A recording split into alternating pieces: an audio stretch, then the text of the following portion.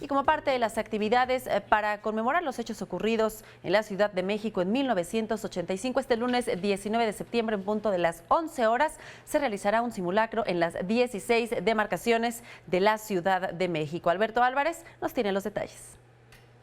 Tras la experiencia vivida en la Ciudad de México con los sismos de 1985, este lunes se realizará un mega simulacro en conmemoración de los 31 años de aquella tragedia.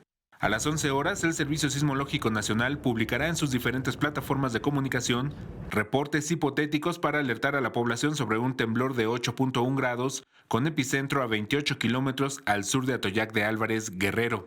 A la misma hora se activará el sistema de alerta sísmica mexicano a través de los radioreceptores instalados en escuelas, edificios de gobierno, unidades habitacionales y en los 8.200 altavoces de las cámaras de videovigilancia instaladas por el gobierno capitalino.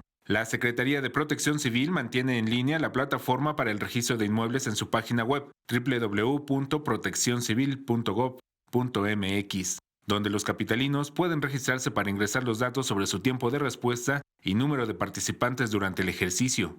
La inscripción del registro se cerrará este 19 de septiembre, antes del inicio del simulacro, y se dará un plazo hasta el 5 de octubre para ingresar los resultados, a fin de que la Secretaría emita su constancia de participación. Como parte de las acciones para estar preparados en caso de sismo, las autoridades de Protección Civil recomiendan preparar un plan para casos de emergencia. En el caso de un terremoto, las autoridades sugieren detectar las zonas de riesgo y de seguridad, tanto en el interior como en el exterior de su casa y de su lugar de trabajo.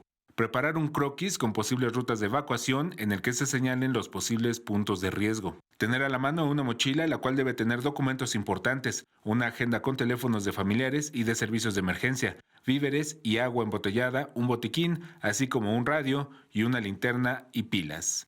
Alberto Álvarez Santana, 21 Noticias.